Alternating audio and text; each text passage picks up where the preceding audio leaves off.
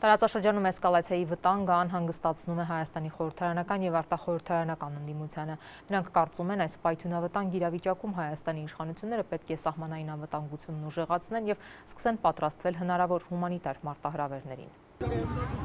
Տարածաշրջանում այս իրավիճակային լարվածության առնաշփոթի պայմաններում պետք է նկատի ունենանք, որ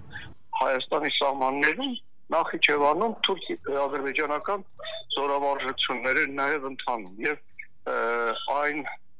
հռետորաբանությամբ, որով հանդես է գալիս Ադրբեջանն ու նաև Թուրքիան,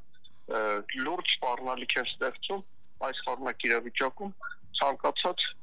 զարգացման համար։ 5 րոպե պակաս աշխարհը գտնվել պատերազմի եզրին էս հանգիստ թռվռալով մեկնել մի ինչ որ համաժողովում խիստ վերասական գետնի վրա անիրականանալի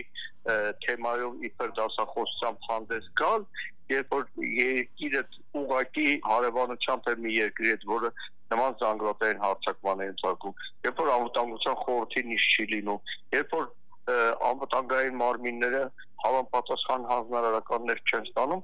լրիվ ուղղակի անհամարժեք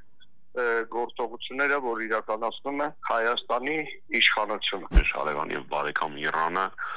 շատ հստակ դիրքորոշում ունի այսպես կոչված միջանցքի հետ կապված եւ շատ կոշտ է իր դիրքորոշումը արտահայտում կապված Հարավային Կովկասում սահմանների արկա սահմանների փոփոխության հետ, որը իհարկե մեծագույնս դեր ունի Հայաստանի Հանրապետության համար, եթե տարածաշրջանում նմանօրինակ մեծ ծավալի ռազմական կոնֆլիկտ լինի, այս առիթը Ադրբեջանը կարող է օգտագործել, այսպես ասած, աղմուկը օգտագործելով պետական ագրեսիան գործել Հայաստանի Հանրապետության վրա, գուցե այո, Սյունիքի եւ ոչ միայն ուղղությամբ։ Հայաստանը մանավանդ նմանօրինակ սրման փուլում գտնող կոնֆլիկտների պարագայում պիտի լինի կանխատեսելի դաշնակից եւ կանխատեսելի գործընկեր։ Միջազգային քաղաքականության մեջ, արտաքին քաղաքականության մեջ կանխատեսելիությունը թերություն չի։ Քո դաշնակիցները, քո բարեկամները եւ գործընկերները պիտի